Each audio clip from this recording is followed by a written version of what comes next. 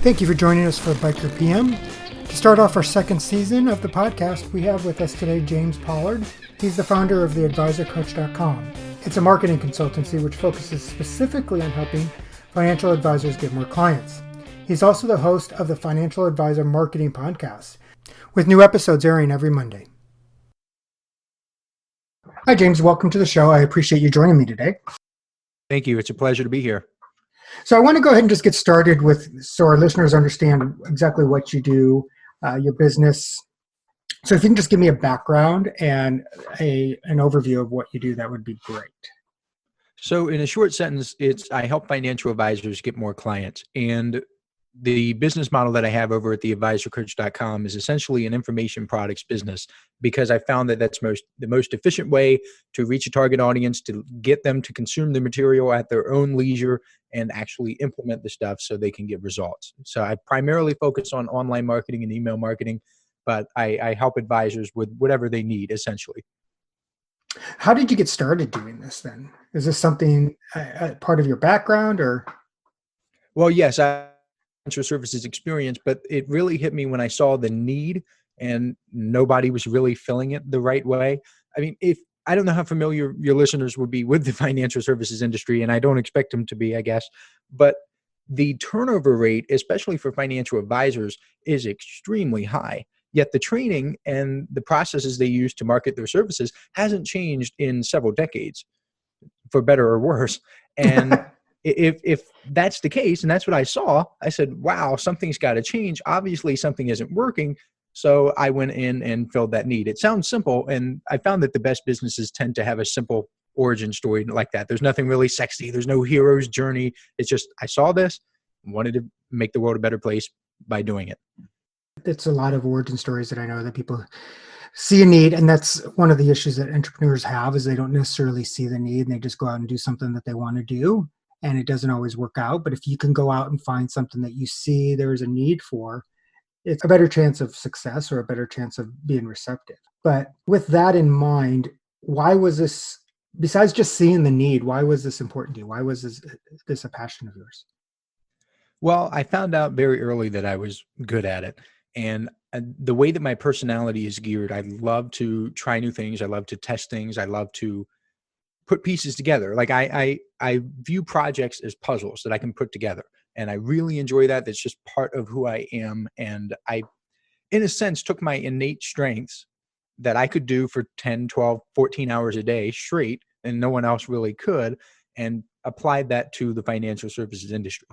And a lot of financial advisors aren't doing the things that I teach, and they don't have the personality that I have. And that's why I do a lot of the done for you things. So I basically took the tools that I was blessed with and the personality I was blessed with and used it to my advantage. And I love what I do every single day because of it. So do you want to give us a little peek of kind of what exactly you do for the financial advisors? For example, one of the products that I have is Appointments on Autopilot. And it is an email marketing system that's essentially a done for you system. And I'm probably the only person on planet Earth who has this level of detail into an email marketing system for financial services. I mean, email marketing is a big part of my own business, and I've sent and tested more than 2 million emails in the past few years alone. So for example, I have the template of 20 emails the financial advisors can literally plug into their business. So that's just one aspect. Right now, it's probably the most popular aspect of what I do is email marketing for financial services professionals. I think email marketing is a mystery to a lot of people of exactly how to do it. So I think that's probably why it's a popular, because trying to get email addresses, without going out and actually, I think, buying an email list, trying to get people to sign up for email marketing or to market the right people can be kind of tricky. Oh, absolutely. And there are several misconceptions or myths that people have about email marketing. For example, one of them is the fact that they perhaps need a big list. Like you're talking about, if you go out and buy a list, sure, it's possible to do that. But I would rather have a list of 300 people who are very qualified, who have a clear market match to what I'm doing, rather than a list of 10,000 people who don't have that match. For example, if I'm Omaha Steaks, I don't want to have a list of 100,000 vegetarians or even 1 million vegetarians, because my marketing is just not going to work. Or I'd even rather 10 have- vegetarians. Exactly. Yeah. I would rather have a list of 100 meat eaters or people who have previously purchased steaks or hot dogs or hamburgers or whatever than 1 million vegetarians. So having that market to message match is extremely important. And a lot of entrepreneurs do get hung up on this, where they spend forever trying to spin their wheels and go out there and just throw stuff against the wall and see if it sticks, but there's no market to message match. I found that that's extremely important as well. It is. So how do you manage these projects that you've created this advisor business? How do you manage the projects and your customers that you So have? I'm glad you asked. And I am probably not the best project manager in the world, but I've got a system that works for me. So well, that's what's important, is that it works for you. Exactly. And if there's anyone out there that can learn from this, it warms my heart. If I've helped one person, I've done my job today. So within my business itself, there are several different buckets. So for example, I have a podcast. That's one bucket. I have a print and ink newsletter that goes out every month. That's another bucket. I've got the online products. I've got my own personal email marketing machine. That's another bucket. I've got social media. That's another bucket. Well, I primarily use Asana for my project management. And whenever I have a project, I have the personality of putting the puzzle pieces together. I write out every single step in detail. And I have different independent contractors. I have 2 virtual assistants that work on different projects together, and they can collaborate. They can write notes. They can write comments. And if they have any questions, I check it like once or twice a day, and I will help them with whatever they need. But I have these different buckets that are all broken out. I have one like podcast task. I have one social media task, and there's just a thread. And I found that to work best for me. So is there something you've tried before that did not work, that before you got to this point where you found Asana? Yeah. So there's a lot of things that I've tried in the past that didn't work as well. I mean, I've tried, and not to bash any project management softwares. They were all great. I've tried Monday, Teamwork, Basecamp, but I like to have a clean mobile interface. And I found that Asana is best for that, because if I'm traveling or if I'm going somewhere, in many senses, the advisor coach is a lifestyle business for me. If I'm someplace with an iPad, I can still run the business. If I'm someplace with a laptop, I can still run the business on my phone. I can do that. Whenever my assistants basically want to get in touch with me, they go into Asana, they comment. It is one of the only things on my phone where I get the push notifications. Like email, don't get it. Any social media, I don't get it. Email, I just don't get the stuff, but I do get Asana. So if my virtual assistants, if they want to contact me directly, I get the notification. And if there's really a fire that I need to put out, I can respond immediately. That's another reason why I like project management systems as a whole, but Asana is just the one that works best for me. Too many people think that, there's so many different programs out there with tools, and it's not bashing them. It's just, they all have different interfaces, and every client I have and the ones that I have had, I don't think any of them have used the same tool. I've had people use Axosoft, Jira. Right now I'm working with somebody that has Jira, Vaza, and it all depends on what works for them. I personally use Trello, which is kind of like a little Kanban board for my stuff. Yeah, I like Trello too. Yeah. Trello would be my number 2. Yeah, because it has a good interface as well. And you can get free versions of it, of a lot of these softwares, and a lot of these tools, and you don't have to pay an arm and a leg for them. So it's what works for you and for your business that you have to look at, and there's no correct tool. Oh yeah, absolutely. And one of the biggest, I don't want to say mistake, but like quote unquote mistakes I've made in this journey is I used to provide written instructions for stuff that would be done online. For example, scheduling an email broadcast to go out. If I have my virtual assistant log into my email account and set up the email to go out, I would give her written instructions, and it worked to a point, but I always left gaps because I was so familiar with it. It's just like something that I do it every day that I can't really put every last minute step into the written stuff.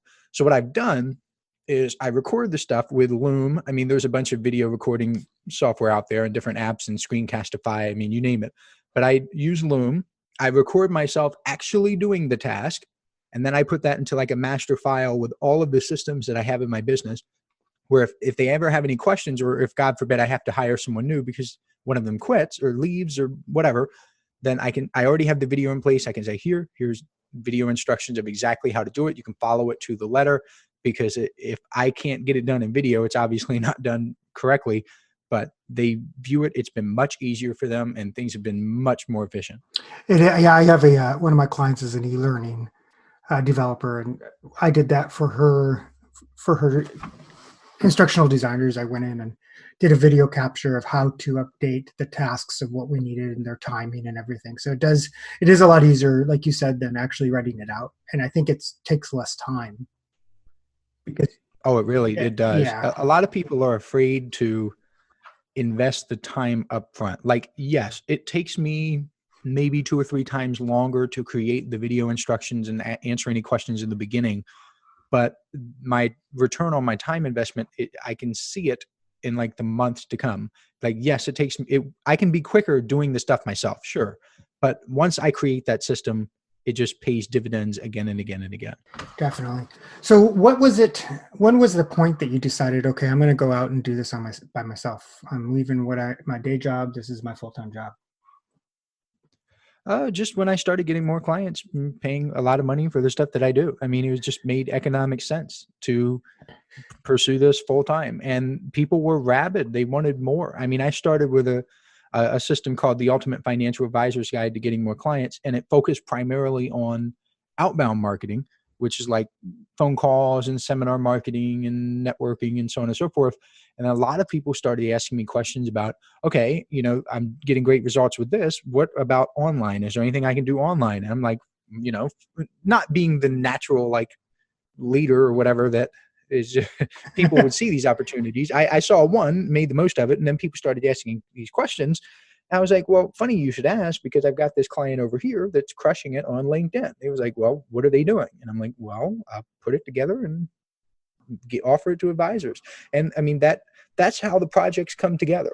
I mean, I just literally gave you exactly what happened. I said, well, let's create a project where I can put together something showing financial advisors how to get clients with LinkedIn. So I go to, it wasn't Asana at the time, it was Trello actually, and created the project. And step by step, what do I need? What are the resources? One of the tasks may be to send financial advisors a survey, asking them what questions they have about LinkedIn, and take those questions and put something together for them. It's really just going to the market, asking what they want and delivering. Do you have any upcoming projects, something that you're excited about that's going to change your business that you know of? What are you doing next with it? So I actually, when I mentioned Appointments on Autopilot, which is the email marketing system, I'm actually just pushing that as hard as I can right now, because that actually came out September 1st. So not that long ago. And there are the industry, the financial services industry really relies on stock market commentary emails, which is ironic because the whole reason people hire a financial advisor in the first place is to not think about that type of stuff. So the financial advisors are essentially sending these emails out saying, hey, here are my thoughts on the stock market. And it's like the people don't want to hire you because you're just telling them about the stuff they don't want to hear. They want to outsource that to you. They want to let you worry about that stuff. And I think about project management. All of this comes back to how I think about this stuff in the same way. I don't want to keep putting my hand in the cookie jar, for lack of a better term, in my business when I've got other people working on the stuff. If I hire someone, I've hired them for a reason. I pick them because of the strengths that they have, the ability to handle the projects. I've done all that for a reason. People who hire financial advisors do so for a reason, yet the financial advisors continue to rely on a strategy like stock market commentary emails, which just doesn't make sense. There's a lot of parallels between that and project management. Yeah, because I think if that's something you're very interested in, then you're probably doing a lot of online financial like trading and research yourself, and you're not using an advisor. Oh yeah. If you're very interested in if you like those emails, if you want to know what the views of the stock markets are, what's going up and what's going down. Yeah, I think I do pay attention to like what my stocks are doing or what my retirement savings are doing and everything, but I don't. That's why it's somewhere else, so they can worry about it. Exactly. You don't obsess over They it. can tell me what to do with it. Yeah, Right. I'll look, and if something's been losing money for a long time, I'll be like, let's change this. But for the most part, yeah, it's like, let's let them worry about it, not me. Or what's even worse is they send this stuff out with a bunch of jargon. It's like, oh, the PE ratio is this is good. And, the cap rate of this particular real estate investment. And it's like, yeah, it's okay to make yourself sound like a specialist and sound smart to a point, but it's just a vicious cycle. And when it comes to email, without nerding out over this stuff, the people don't engage with it. They don't click, they don't open it. And that destroys their sender reputation score, which eventually means that all of their emails are going to go to the junk folder anyway. So by doing this and pursuing the wrong strategy, they're shooting themselves in the foot. And I see that with a lot of things, not just email marketing, where people just jump onto one particular way of doing something. They think it's the right way, but it's really not. And the way you do one of these things, it impacts everything. And it's just mind blowing. It's just, yeah, project management's the same thing. Some people I've had interviews with people, they still use sticky notes and whiteboards or sticky notes and chalkboards, and that's fine if that's what works for them. But don't be afraid to try new things. And if it doesn't work, it doesn't work. Yeah, exactly. And one thing that I have noticed, and I've gotten criticized a lot for this, the CRM, the system that I recommend financial advisors use is very simple. And I've gotten criticized for that because financial advisors who do use CRMs are like, why don't you use this one that has all these features and stuff? And it's like, because I'd rather have someone use something than nothing at all. I'd rather have them go into the gym and just pick up the 10, 15 pound dumbbells, do some sort of exercise. They get off the couch essentially. And if I gave them a 400-pound deadlift order, like you've got to do this today on your very first day, they would be intimidated. They wouldn't want to do it. They'd never come back to the gym. So by starting simple, I mean, yes, eventually you want to graduate from sticky notes and all of that, but actually using your sticky notes is an important key, and it's an important step into actually getting to more advanced project management solutions. I like the analogy of the weights, because it is very much so kind of like that. You can't go and jump into something full force without first understanding the basics and first starting out small, learning how to do things correctly, and then graduate into something that's a little more complex or a little bit heavier. Yeah. I mean, a lot of the project management stuff, especially for business owners who have a lot going on and a lot of different stuff, kind of like I do.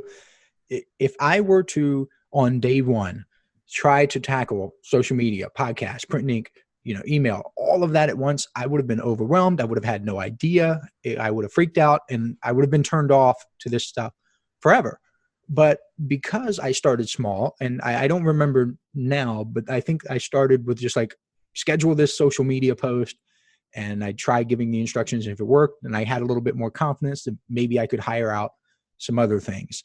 And that went well. And I hired out some other things and created some bigger projects with more checklist in between. I've got checklists for checklists now for different things. But that's how it grows, right? If it was on day one where I essentially had to make this entire ecosystem of stuff where all of these different independent contractors and all of these different assistants, and all of the independent contractors are talking to each other and collaborating, and they're jumping from social media to the podcast, or they're jumping from podcast to email and back and forth. Like, it would have been too much for me. But now it's just natural. It's as natural as breathing, but it wasn't that. And that's what people need to understand, is that there is a progression, and it does get easier as time goes on, but you need to start somewhere. Yes. Is there something a book or something that inspired you to be an entrepreneur? Think and Grow Rich by Napoleon Hill, without a doubt. Really? Easily the best book I've ever read. Easily. Not even close. I actually haven't heard of it, so tell me about it a little bit. What is it? So Think and Grow Rich is written by a man named Napoleon Hill, and it came out in 1937. So it's a relatively old book.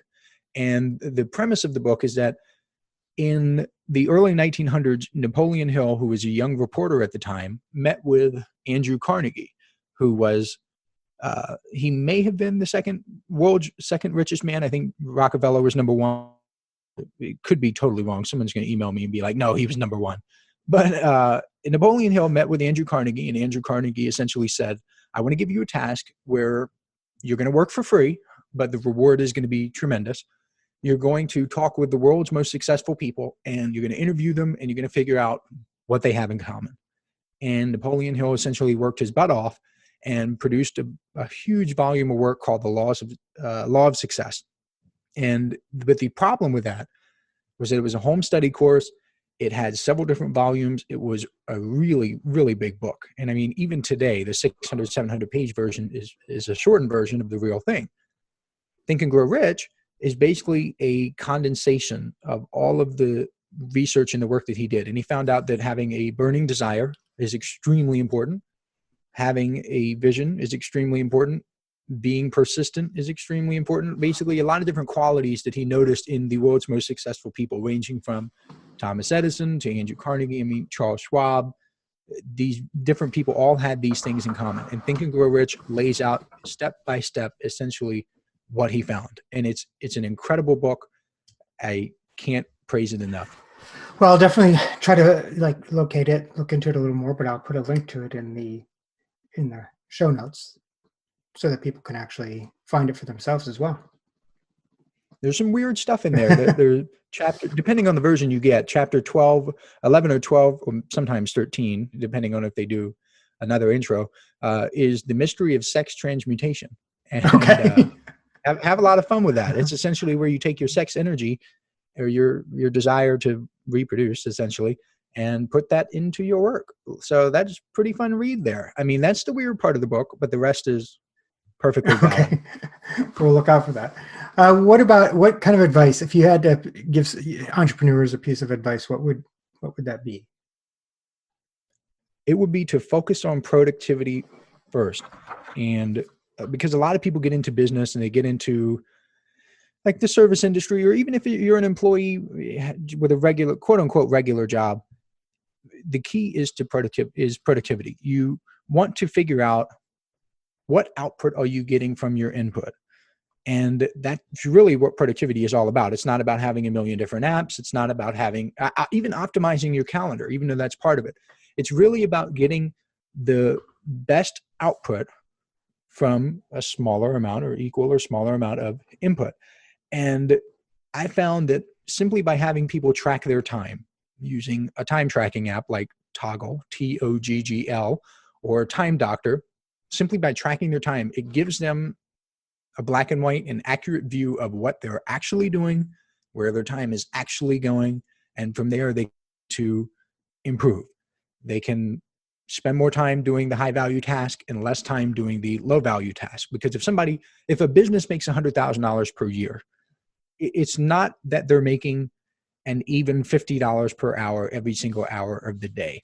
In reality, it's like 90% of their time, especially if they're first starting out, 90% of their time is spent doing $10 per hour task, and 10% of their time is spent doing $1,500, $2,500, $3,000 per hour task. So the key really is to track your time and identify those $3,000 per hour tasks and do more of those, and use a project management system essentially to get rid of or delegate the $10 per hour tasks to someone who's better equipped to do them. And we don't always necessarily, I think that's one common theme that happens during my interviews, is a lot of these smaller tasks are things that we don't necessarily enjoy. They're things that we have to do. So why not find somebody that actually enjoys doing them and let them do it? Yeah, that's one of the biggest things that I really struggled with a couple years ago, is I couldn't really imagine that someone would enjoy doing the things that I don't like to do. Yeah. It was very hard for me but it's true. It's 100% true that there are people out there. I used to get press inquiries and people reaching out, trying to get on the show and write guest posts and all that stuff. I used to get dozens of them every single day. And now I just never respond. So I guess someone took me off their list somewhere and I don't get any more. And I just hated it. I hated responding. I hated getting back to all of these different people with all of these different pitches. But virtual assistant loves it. Like, she can't get enough. She loves talking to these people, loves looking at their website, loves looking at their material. So kudos to her, but it's just something I couldn't stand. I could never picture someone enjoying that, but someone's out there to do it. Yeah, there are people that enjoy it. Huge lesson there. Yeah, without a doubt. Is there any, before we end, is there anything that you'd like to, any last piece of advice or anything you'd like to share with the listeners? Don't be afraid to implement systems in your business. You'll probably get it wrong at first. That's okay. You want to consistently improve, tweak, optimize, and don't be afraid to get help. Whatever you do, don't be afraid to get help, because just like we just said, where there's someone out there who would enjoy it, that is totally true. If you need someone to give you a little nudge, even if that's it, even if it's just a little nudge, it will help you move forward in your business. Great advice. Great advice. So how can people find you? How can people get a hold of you? So if you're interested in learning more about what I do, it's theadvisorcoach.com. I also have the Financial Advisor Marketing Podcast. If you're a financial advisor who wants to hear me essentially yell at you for 20 minutes a week. So that's pretty much it. Those are the website and the podcast. Awesome. Thank you very much. Well, I'll make sure I put those in the show notes as well. And I appreciate your time today. It was a great conversation. Thank you. Thank you very much. Thanks again. Thanks again for joining us for the Biker PM. If you liked what you hear, please rate us on your favorite podcast service. If you want to be on the show, you can send me an email at podcast@thebikerpm.com. Thanks for listening. Until next time.